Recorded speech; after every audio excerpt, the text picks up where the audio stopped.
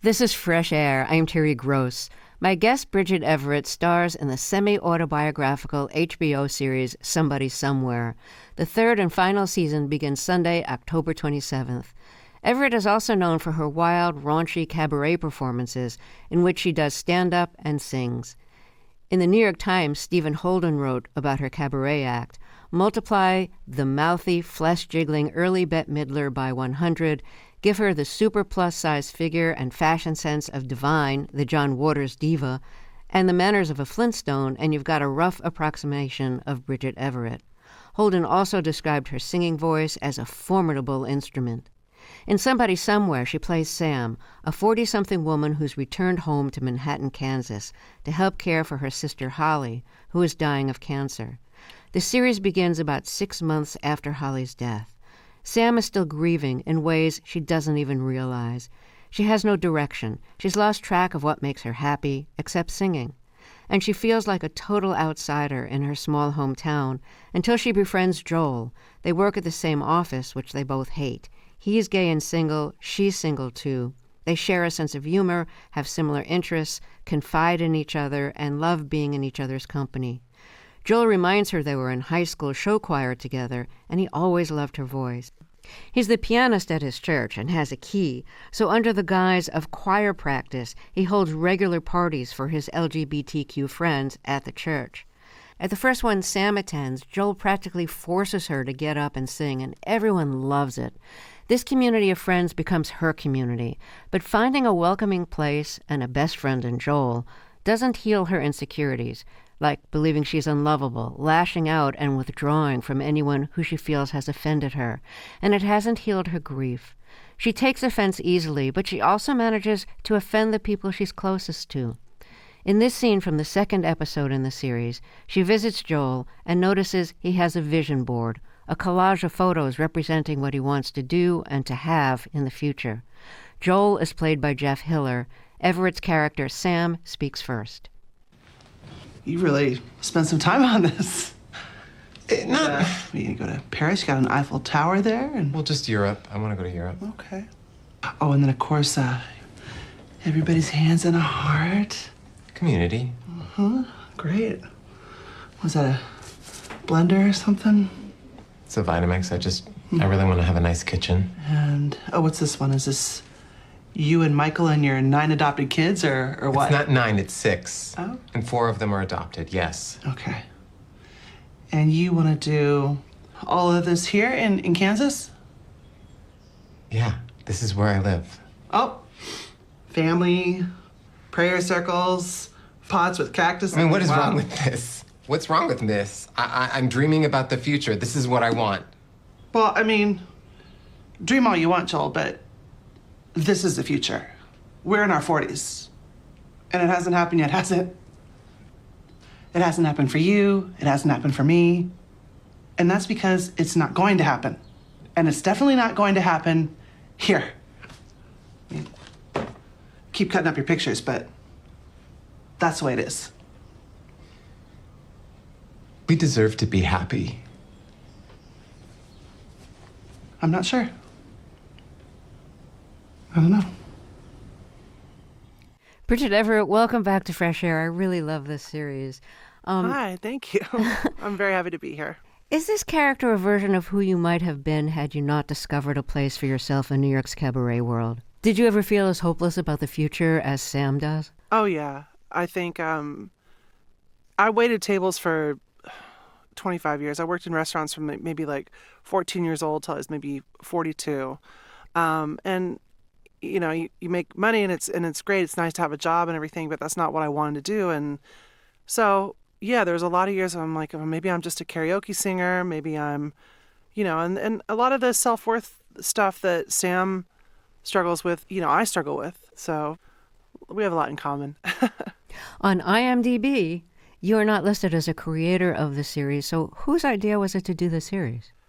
Paul Thureen and Hannah Boss came up with the idea. They pitched the world. And when they were, you know, pitching it to me and Carolyn Strauss, they talked about the themes of singing and, you know, a dead sister. And then they said, and Mr. Murray Hill plays Frederick Coco. And I was like, oh, man, this checks all my boxes. Murray's my people. singing is the love of my life, and I had lost my sister and didn't really know how to deal with it. So I'm like, let's give it a shot. And so once we got together to do the pilot, it's been a very collaborative effort, sort of across the board. You mentioned Murray Hill, and he plays Fred Rococo, who is a trans man in the series. So Murray Hill has been active in the New York cabaret scene. Describe his place in that part of the scene. Well, he's kind of like the mayor of downtown. Everybody loves Murray. He's always out at night hosting some show. He's done a lot of work with the burlesque community. We've done a lot of stuff together. We've toured together. He's a great cheerleader for everybody. He's always bringing on the, new face and giving people a chance. So, his spirit, the spirit of Murray Hill, is definitely in Fred Rococo. So when Sam returns to Manhattan, Kansas, after her sister dies especially, she feels like an outsider, that there's no place for her until she finds her best friend, Joel, and the LGBTQ community of friends that are his friends.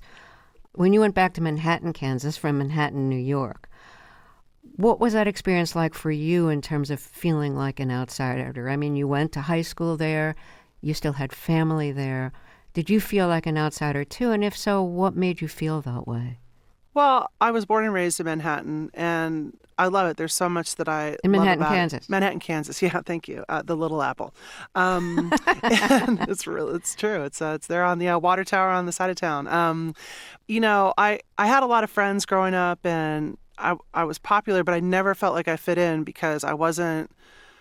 I didn't have like traditional values. It's a very conservative place, and I had kind of a blue sense of humor, and I was always getting in trouble for, doing something naughty, and not just like keg parties and whatnot, but like for my mouth. Like, it's not the actions that I was doing; it was like who I was that was kind of like, oh, Bridget, like that kind of thing. So I don't know. I just felt like I wasn't it wasn't where I was supposed to be. So I left, but.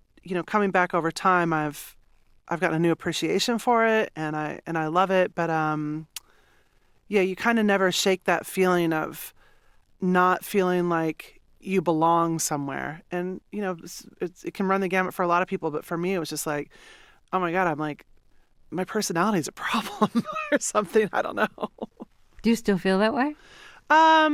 Maybe not as much because we're older, and I just felt like I was constantly being tamped down, and it makes sense for how the kind of person I was growing up in that kind of town in the 80s, in the 70s and 80s. And so when I came to New York, Murray Hill's one of the first people I met. I was like, oh my God, this is what I've been looking for. These are my people. Stage is a great place for that kind of big behavior. Mm-hmm.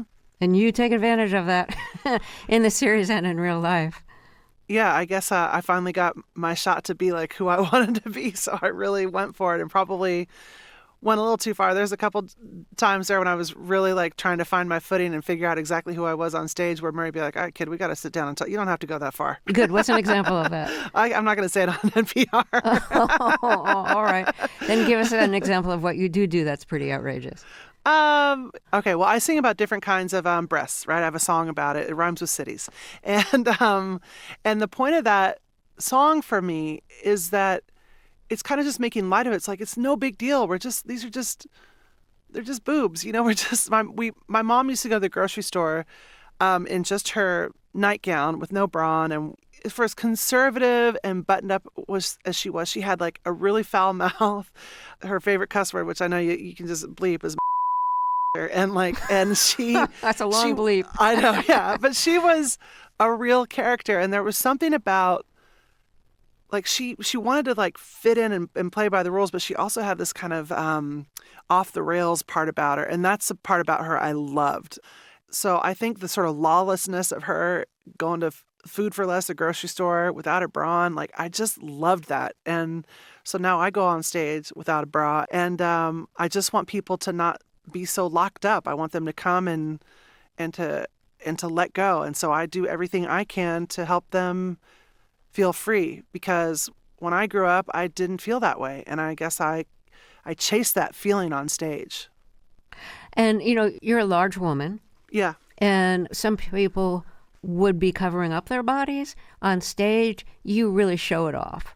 And you wear revealing clothes, and you use it both with pride and with comedy. Yeah, I think it's sort of all that stuff I was talking about with my mom. My friend Larry Crone makes all my dresses. We call him the House of Larry on, and we like to lean into the size of my body and the shape of my body. And he's like, you have an incredible body. He's always like really building me up, and so when there's something that like a low cowl that may like slip and something pops, that makes us laugh. It's not like, oh, I'm trying to be sexy or provocative. It's more just like, oh my God, that's so funny. it's just nothing's meant to take itself too seriously. But what I do take seriously is making people feel good. If you're just joining us, my guest is Bridget Everett. She stars in the HBO series Somebody Somewhere. The third and final season begins Sunday night, October 27th. We'll be right back. This is Fresh Air. This is Fresh Air. Let's get back to my interview with Bridget Everett. She stars in the semi-autobiographical HBO series Somebody Somewhere. She plays Sam, a 40-something woman who's returned to her hometown, Manhattan, Kansas, to take care of her sister Holly, who's dying of cancer. The series begins about 6 months after Holly's death. Sam is still in Kansas, but feels like a total outsider until she becomes part of a circle of LGBTQ friends who are also outsiders. So you and your character, Sam, are capable of a wide range of types of singing, and you can do like really beautiful ballads, but also like really belt it out and give it everything. And I want to play examples of that from the series. So we're going to hear 2 songs back to back. Okay. And the first is a beautiful, quiet ballad.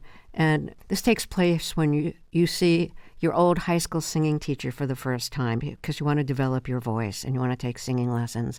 And she's seeing you for the first time in years and wants to hear how you sound now. So she asks you to just sing something that you love a cappella. So that's the first song we'll hear. And the song is called That's All. It's an old standard. And then the second song is what you choose to sing at one of the so-called choir practices. It's really just a party for a circle of LGBTQ friends. And that song is going to be Piece of My Heart, which Janis Joplin, she was not the first to record it, but she really made it famous, and it was a real showstopper for her. And it's one for you, too. So first, the ballad, That's All, and then Piece of My Heart. I can only give you country walks in springtime, and a hand to hold when leaves begin to fall, and a love whose burning light will warm the winter night. That's all. That's all. There are those, I am sure, who have told you they would give you the world for a toy. All I have are these arms to enfold you, and a love time can never destroy. Didn't I make you feel like you were the only man? Yeah! Yes! Yeah, didn't I give you really everything that a woman possibly can? Honey, you know I did. And each time I tell myself that I think I've had enough, and I'm gonna show you, baby, that a woman can be tough. I want you to come on, come on, come on, come on and take it. Take another little piece of my heart now, baby. Yeah, break another little piece of my heart now, darling. Yeah, have another little piece of my heart now, baby. You know you've got it. Does that make you feel good?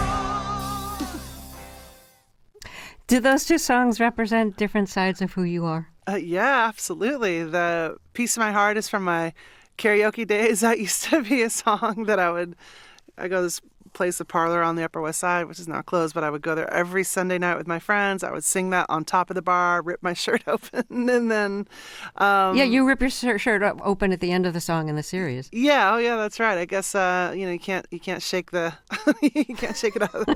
It's just something that stays with you. You see, you do enjoy revealing what's underneath. Well, it's also just like yeah, it's about ripping yourself open. The shirt is like sort of a dumb metaphor for like how I want to be outside of my skin, outside of myself. That's what it feels like.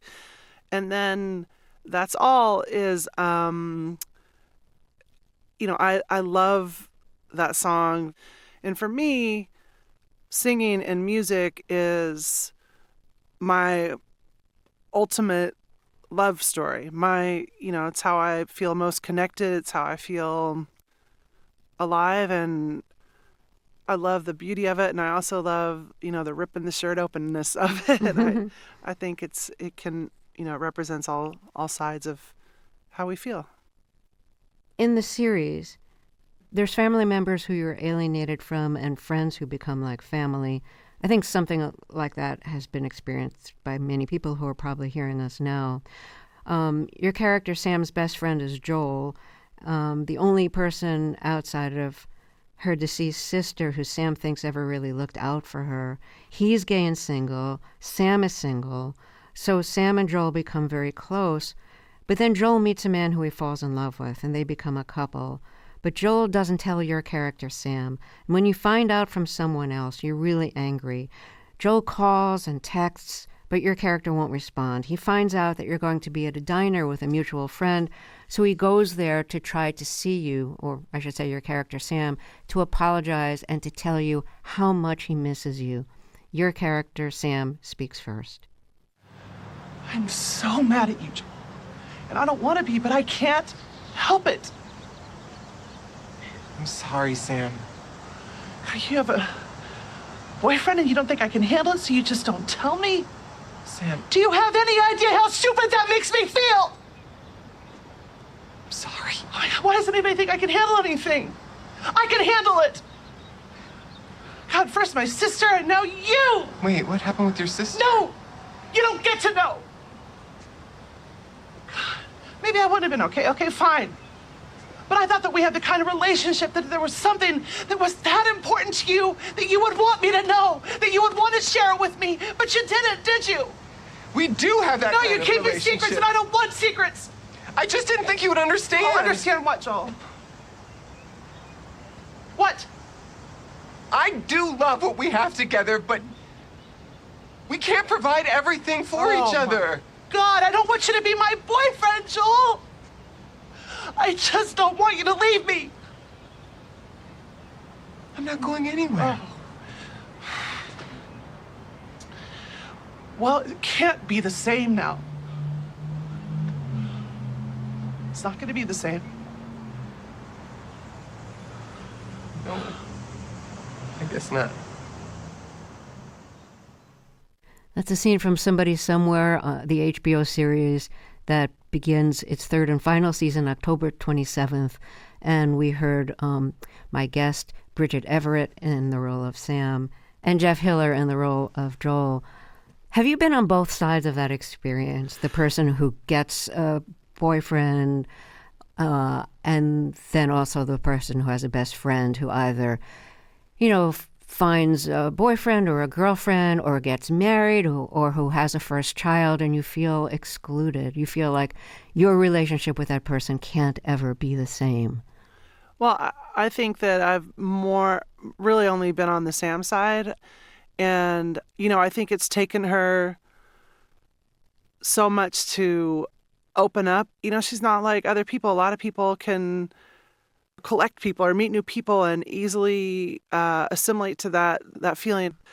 But Sam is paralyzed by new people and new emotions and new feelings. And she's found somebody that has opened her up. And now she's terrified of losing him. But I understand his side of the thing. He's just like, he's in his bubble and he's falling in love. And I understand that. But, I think for Sam, and it's sort of central to the show actually, is that for some people, romantic relationships aren't the goal. Sam just wants to be loved and wants to have her person, but that doesn't necessarily mean it's a romantic relationship. And I think that usually in TV and film or in theater or whatever it is, or in music, like it's about boy meets boy, boy meets girl, girl meets girl, whatever the scenario is. And that's the ultimate, that people fall in love. But this is it for Sam. Like Joel is the person, and it's hard for her to find that person and then see them, that she's not going to be the primary focus of his life. And she's sloppy about it. She's very sloppy about it. And I think that that's fine. If you're just joining us, my guest is Bridget Everett. She stars in the semi-autobiographical series Somebody Somewhere, which begins its third season on HBO, Sunday, October 27th. We'll be right back after a short break. I'm Terry Gross, and this is Fresh Air. This is Fresh Air. I'm Terry Gross. Let's get back to my interview with Bridget Everett. She stars in the semi-autobiographical HBO series Somebody Somewhere. She plays Sam, a 40-something woman who's returned to her hometown, Manhattan, Kansas, to take care of her sister Holly, who's dying of cancer. The series begins about 6 months after Holly's death. Sam is still in Kansas, but feels like a total outsider until she becomes part of a circle of LGBTQ friends who are also outsiders. The story is about grief, friendship, how friendship is changed when your best friend becomes involved in a romantic relationship and you feel cut out, anger management, insecurity, and trying to figure out what you want out of life when you're in your 40s, and other people seem to have already figured it out. Somebody Somewhere begins its third and final season Sunday night, October 27th on HBO. So Sam moves back to Kansas to take care of her older sister, Holly, who's dying of cancer, who you've been referring to because you also had a sister who was dying of cancer, and you returned to Manhattan, Kansas, where you grew up, to take care of her. No, I didn't. Oh, you didn't return there? No. This. I did have a sister that died of cancer, and she was in California. And in fact, I was waiting tables at the time. I, barely had 2 pennies to rub together, and I couldn't go see her at the end, and I've kind of never forgiven myself for it. So this is a way to honor her in a way that I wasn't able to before. Were you able to tell her why you couldn't go? Well, there was a point at the very end, they wanted me to talk to her because she was kind of refusing treatment and stuff, and they thought that I might be able to have some influence on her, and she was just in so much pain, and she didn't want to talk to me, after I was like, let them help you, whatever. Anyway, then I asked the nurse, I said, because I talked to a friend who was going to get me a ticket out there, and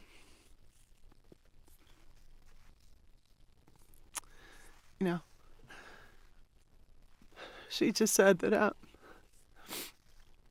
it wasn't worth it because she wouldn't know who I was anyway, so I didn't go. What you went through must have been really difficult because, you're playing the part of someone whose sister recently died, like just months ago. At the same time, your mother died while you were making the series. And at the same time, while you were making this series, one of the lead actors, Mike Haggerty, who played your father in the series, he died. So, you're playing the role of somebody who's still grieving. And my dog, by the way. Yeah. So it wasn't a great run. Yeah, so I'm just wondering what that was like for you to play somebody who's grieving and to be having really fresh wounds of grief. It was actually nice because it was, the set and the world and all the people in the show they're like the kindest people that you want to be around, and they are respectful of your feelings and your emotion. And my family, who I love, we don't really talk about things necessarily. So I never really talked that much with them about my sister or my mom or my dad. And then Mike died. That was a whole different kind of hell, because when I met him, we had this instant connection. You know, when he came in to read for the part of Ed, who plays my father in the show, I just started crying right away because I was like, oh my God, he just walks in a room and he's one of those people you just feel safe around and you love and you feel comfort, and he's funny and he's like, you know, and so when he died, we were getting ready to film season 2, and we had written quite a bit for him because he was so great in season 1, and we had such a great connection. And so it was very hard on all of us, but we've tried to keep his memory alive through the show, whether it's like having his truck in the shot, or there's a scene in the final episode that's for him. You know, there's just I think being around such a supportive group of people helped get me through a lot of the grief. And you were sharing some of the grief too. Absolutely. We were all doing it together, and also Poppy, my dog, who was there season 1, and I had to put it, this is so much darkness, but you know, other than singing, she was the other love of my life, and I had to put her down on a Sunday afternoon and go back to work on Monday morning. And everybody, you know, we all love our dogs and our animals, and people knew how difficult that was. And people just, you show up to work, people make you laugh, and they get you through it. And I mean, if I would have been at home alone, just sitting in my apartment staring at the walls, who knows what would have happened. But being around all those people, working, making a show that we really love doing, and being a part of a group of creative minds that kind of all were in sync, it was really wonderful, actually. In the series, your parents live on a farm. In the real world, your parents divorced when you were young. And from what I've read, and correct me if this is wrong, that your father, Don James Everett, was a Republican in the Kansas State House and in the Kansas Senate. Yeah. And then he was also, at some point, mayor of my hometown. So was my brother Brad. So, you know, political dynasty. I always feel for the children of politicians who are used in campaign ads and on the stump when they're making speeches, and they have to go up and be like perfect children at the convention.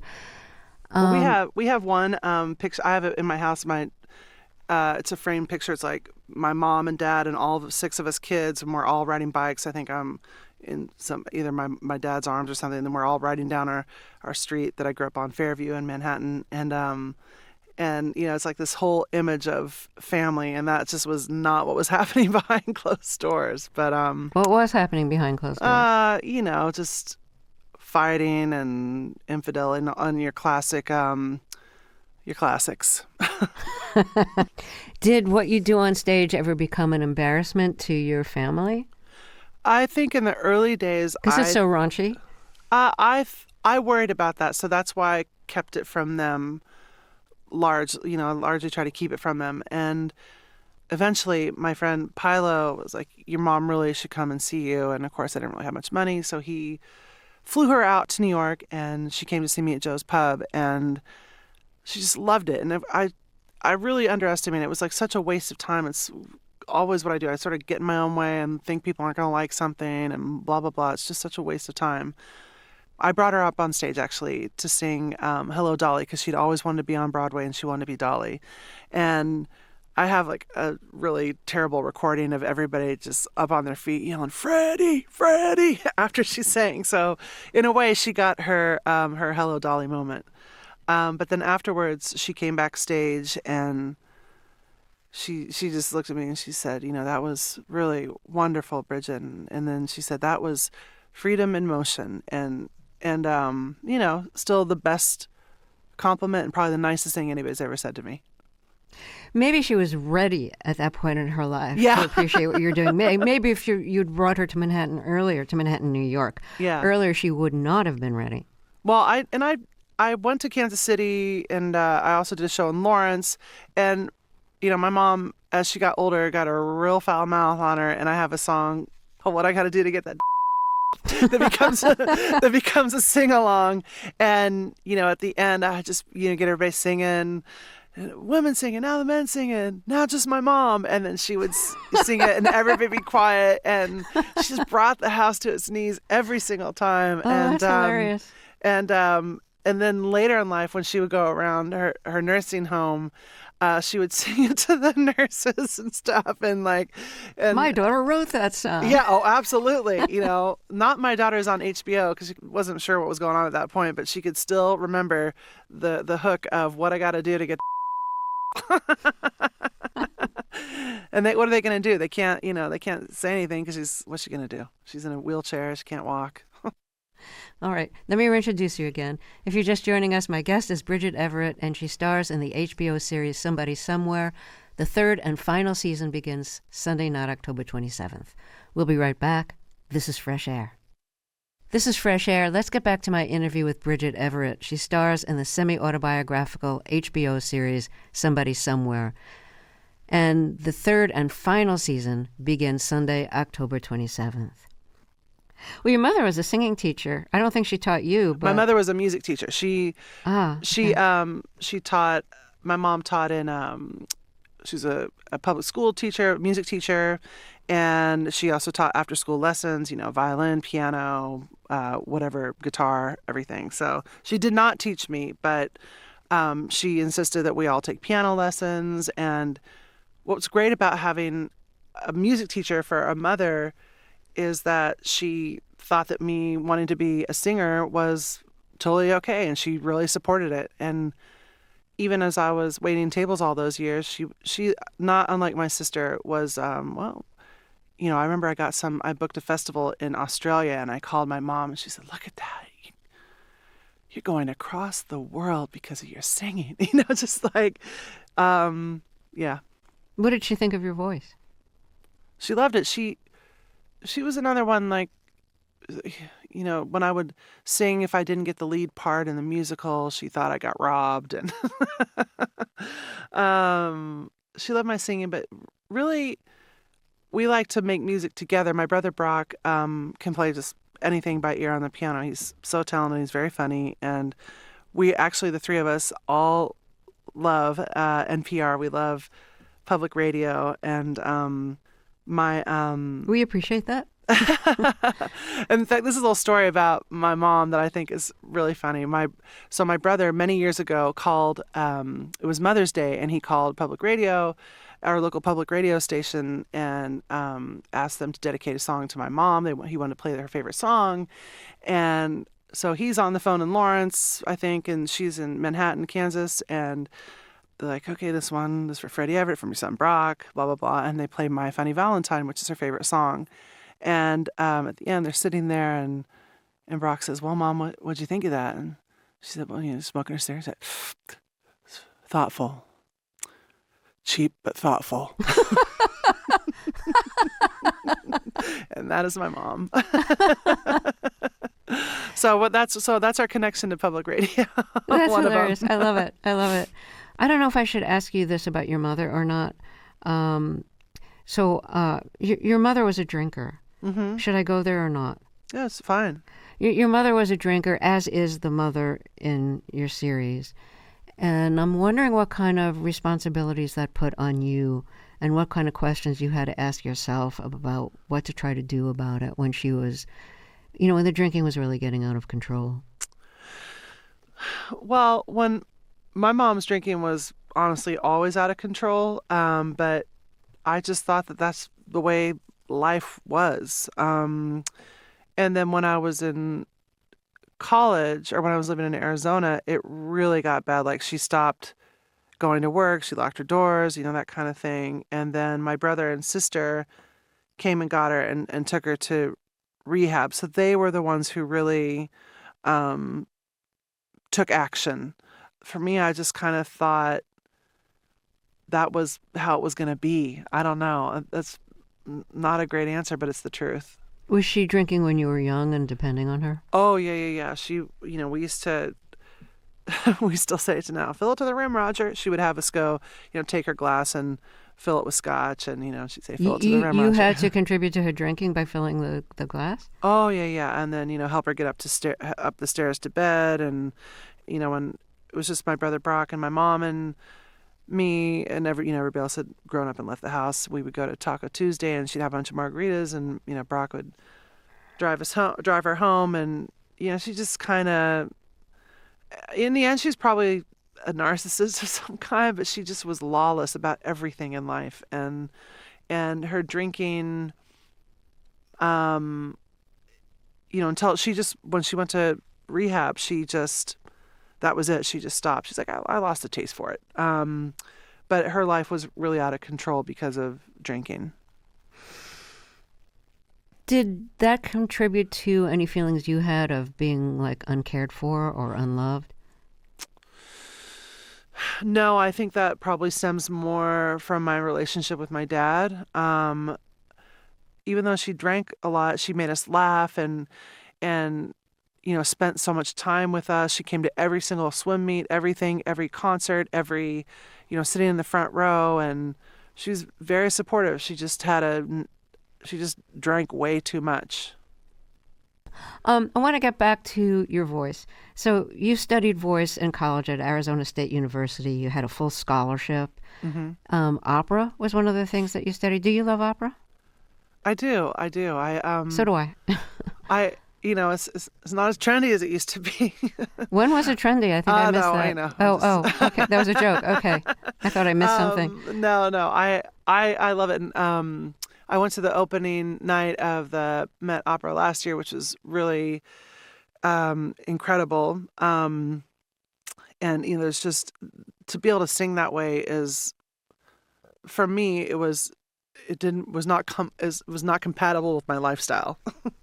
What do you mean by that? Well, I used to, in college, when I was singing that way, you could still smoke in bars. Like, I don't smoke, but if you go to a bar, and I like to go to bars, I would lose my voice because I'm so sensitive to smoke. And if I drank, you could hear like the clarity in my voice would change. And I was like, man, I don't want to live a life like this. So I found a style of singing that was more suitable to my lifestyle, which is however I sing now. But I do, I love classical music, and I love, just the richness of an operatic voice. But it's not for me anymore. I had to hang up those chords. But what did you learn from opera that you can still take with you? Discipline, and that you have to care for your voice. You have to warm up. You have to cool down. You have to, it's like any other muscle. You want to stretch it. You want to care for it. I wish that I took care of my insides and the rest of my body the way that I care for my voice. I'm always like drinking way too much water. I'm always running for the toilet, but I know that's going to help my voice stay healthy. Because when I can't sing, when I lose my voice if I get a cold or for whatever reason, or I've oversung or something, it really sends me into a spiral, and kind of like, and it's just not worth those depths that I go to, because it's like, oh, what if I can ever sing again? It's the only thing that makes me happy. I often lose my voice when I have a cold. It turns into laryngitis, and that can last for a couple of days or for a week. And I always think like, well, it'll come back. And then another voice in my head goes, how do you know? How do you know? Exactly. What if it doesn't? For people like us who need their voice to pay the rent, it's like, it's a big deal. And it's not just the paying the rent of it. It's because I love it and I need it. There was a period years ago when I'd get a cold, start to lose my voice, and I'd still be smoking on the air. And this was in the days when you could have an ashtray and a cigarette. Oh, my God. In the studio. Yeah, and I thought, what are you doing? Do you still smoke? Oh, no, I gave it up years ago, many years ago, decades ago. And that's what helped me give it up. I thought, like, this is sick. If you're smoking and losing your voice at the same time, that is really destructive. Yeah, totally. Yeah. My mom used to smoke in the car with the windows rolled up, and it was a living nightmare. The smell makes me really sick to my stomach. If you're just joining us, my guest is Bridget Everett. She stars in the HBO series Somebody Somewhere. The third and final season begins Sunday night, October 27th. We'll be right back. This is Fresh Air. This is Fresh Air. Let's get back to my interview with Bridget Everett. She stars in the semi-autobiographical HBO series Somebody Somewhere. The third and final season begins Sunday, October 27th. You play a version of yourself in the series. Mm-hmm. Is that fair to say? Mm-hmm. You've been in other films and played somebody who may resemble you, but it's not you. in the way that this has like very direct connections to your life. What's it like to kind of play yourself in something that's also fictional? Well, I like it because I'm not a trained actor, and if there's something that emotionally resonates with me, it's easier for me to relax and connect to the scene. I also like it because I feel like the character of Sam is somebody that you don't really see, and she's got a lot of problems and a lot of flaws, and she's like a plus size woman in middle age, and I don't know, there's a lot I love playing about her and getting to represent her, but for me, I don't know, I'm just like, it's so unbelievable I'm talking to you right now about a show that I am a part of on HBO. Like, and that I play a part that's perfectly suited for me. This will never happen again. And it's really incredible. In terms of your acting, you've learned how to cry on camera when your character needs to cry.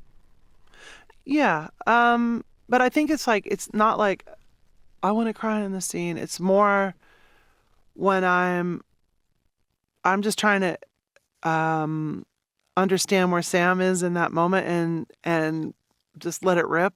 And sometimes there's a scene and I think I'm going to cry and I don't cry. And then there's a scene where, it's sort of unpredictable. Like, there was a scene in this season, I was like, oh, I think this is going to be such an emotional scene for me. And it just wasn't at all. The other character is crying, but I mean, I was emotionally engaged, but I just wasn't crying. And then there's other times when you're overcome with emotion in a scene. And I think it's just trying to, what I've tried to do through the whole experience of the show, from the writing to production to the acting of it, is just be as present and as honest as I can be. I really struggle with that in real life. I feel like I'm constantly like uncomfortable where I am and expressing. I have a hard time expressing myself. So I really wanted to take the opportunity of this show to live in it. And if that meant crying, great. If it meant fart jokes, great. But I was all in. So it sounds like you learned to be more emotionally accessible in terms of being receptive to other people and accessing your own emotions through playing yourself in the series. Yeah, I think that's 100% true. Because I've learned so much doing this show, and I've learned from not just playing Sam and writing the different characters, but I have learned by being Sam, who struggles with self-worth, that I've learned that maybe I am enough and maybe I deserve this, and maybe this moment was because I earned it. So HBO at the end of the month will start the final season of Somebody Somewhere. It's the third and final season. How did you and everybody else decide that this is it? This is the final season? Well, the fact that we even got a pilot felt like a miracle. And every time we got greenlit for another season, it felt like a miracle. It's a small show with a small audience on a small budget, and we have a very loyal and loving audience. And some of our biggest fans are at HBO, and they have been very supportive of us. And as far as, behind the scenes, we wrote every season like it was a moment in time and never knowing when the show would be over. So this is the end of this iteration, but maybe we'll do a movie one day. Maybe who knows what's next, because for me, the characters still live on, and I know that their stories are not done, and ready to tell more when it's time. Are you still doing your cabaret act? I'm playing the Beacon on Thursday night, and there are probably just a few tickets left. You want to come and see it? I wish I could. Well, maybe a listener would. Well, I want to congratulate you on the series. I really love it. I wish I was friends with the people on it. I mean, with the characters. Not that I wouldn't mind being friends with you. But, they're all such like interesting, complex, and, flawed but wonderful people. Well, I hope that you enjoy the new season. I think it's the best season yet. I'm so proud of the show, and we really appreciate you having me on and talking about it, because we want more people to see it. Bridget Everett stars in the HBO series Somebody Somewhere. The third and final season begins this Sunday, October 27th. To keep up with what's on the show and get highlights of our interviews, follow us on Instagram at NPR Fresh Air.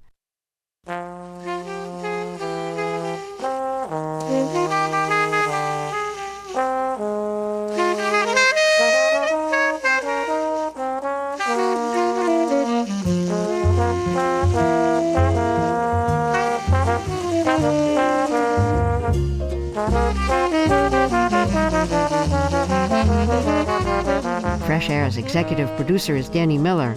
Our technical director is Audrey Bentham. Our engineer is Adam Staniszewski. Our interviews and reviews are produced and edited by Phyllis Myers, Anne-Marie Baldonado, Sam Brigger, Lauren Krenzel, Teresa Madden, Monique Nazareth, Thea Challoner, Susan Yakundi, and Anna Bauman. Our digital media producers are Molly Seavy-Nesper and Sabrina Seward. Roberta Shorrock directs the show. Our co-host is Tanya Mosley. I'm Terry Gross.